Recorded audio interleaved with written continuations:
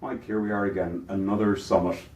And last night you did an absolutely marvellous job, as you always did, sort of, I think administering is the word I would use, our iAdvocate roundtable, tutorial and discussion to give it its full title, which was a follow-on to Steve Will's keynote the previous day, where he was telling us about how we can be advocates for I. And we had a great turnout at that last night. We'd over half the people stayed on after the conference, which was great. This actually, of all these roundtables, was the best attendance we've had for one. We had people down from Rochester. Okay, we had Tim Rowe down. Alison Butterwell came swinging by.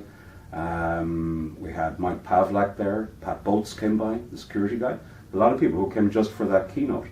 So here's the thing. First question to ask you, Mike. So what exactly is an iAdvocate, and who are iAdvocates? It's a great question.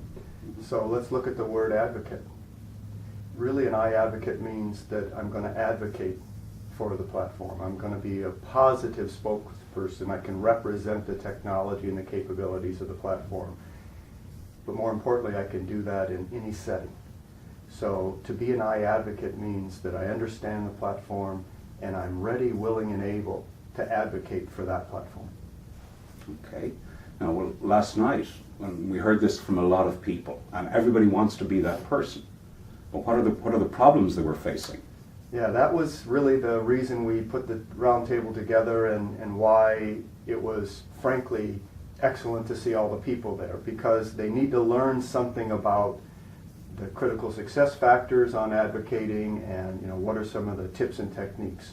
So what we covered were some of the problems, of course, some of the interesting objections people get when they start to talk positively about their platform, or if they get stuck with somebody. Maybe there's someone they're sparring with.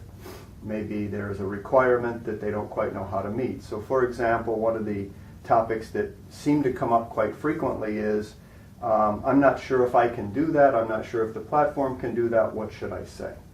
Another situation is, I'm not sure I feel I'm in a good position to influence, to make a difference.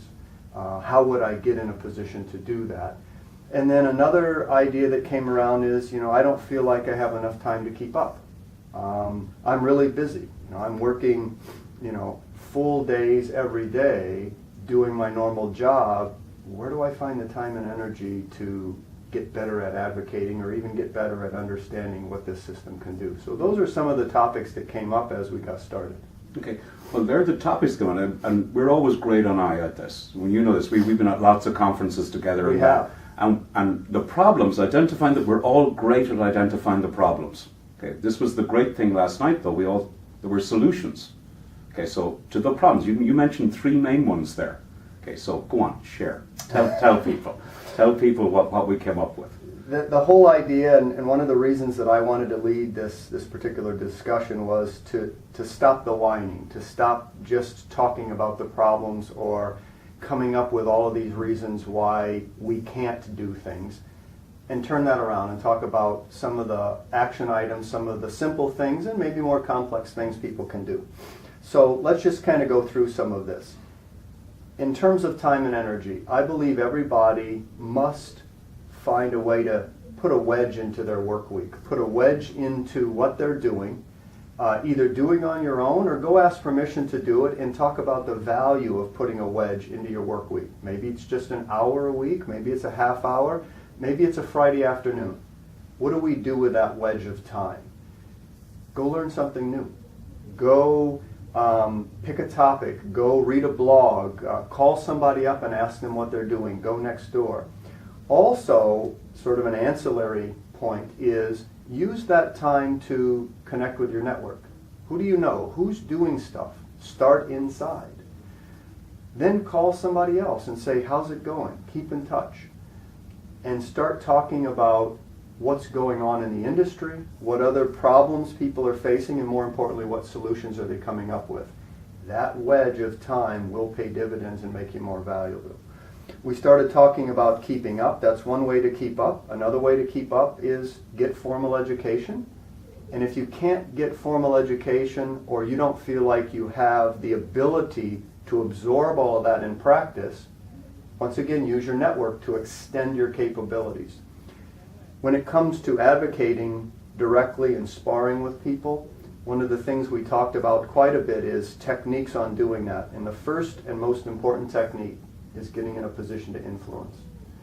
You must think of yourself as a consultant first to your colleagues, your executives, your business partners, and get in a position to be invited. And get in a position to proactively say, yes, I can. We can do that. I know how to do that. And then go do it. Yes, there was some fear about saying yes without really knowing how to do things, but that's where the network comes in. You're going to start building the foundation to learn more and do more, and it's going to have a multiplying effect as you move forward. So I think, the two, and you just mentioned both of them there. I know for me last night, the two key things that came out to me, that really hit, I think, hard with everybody, was one of the networking. And of course, this is the great thing about going to conferences or user groups or that you build that network. And as you said, it's not just a network of people, it has to be a trusted network. Absolutely. People whose opinions that you value. And this is the great thing about the internet and everything now. You don't have to live with them. I'm in Ireland, okay, and you're always asking me questions. Always, because you are my trusted advisor. And likewise, there's the thing. But so there was that, and I think the second thing that came out to me that hit me was the whole thing of you've got to be enthusiastic. You've got to go out and give voice. You've got to go out and sing the praises, as everybody else does, and be proud of it. But that was for me. Because you've done this a lot more than I have. So what were the key items that came out of last night for you? So I think the big thing, looking at the audience and frankly looking at the network that was assembled. As you mentioned when we started the conversation, it was really good to see an enthusiastic group after a long day of sessions and after a long day of listening and getting educated and talking to show up and be passionate about learning more and getting more technique. What came out of that, though, is there's still a little bit of fear and doubt. People need to get over that. They need to have a positive attitude, use the foundation of the network, use that as a foundation to move forward. They also need to believe in the platform.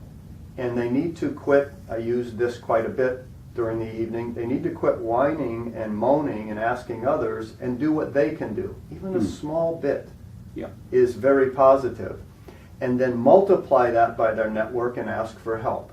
I think we had a little bit of an example where there was some give and take, and someone realized that right there was a network going on in front of us, and there was a problem and a solution. Yeah. So it was demonstrated right there ad hoc.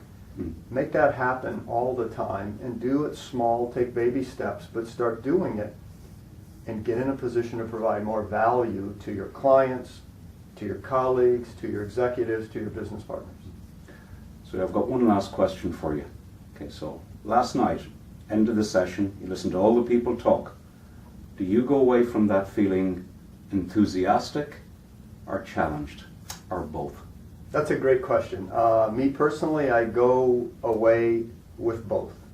I was very happy in the turnout, obviously, because it was a long day. People didn't have to turn out.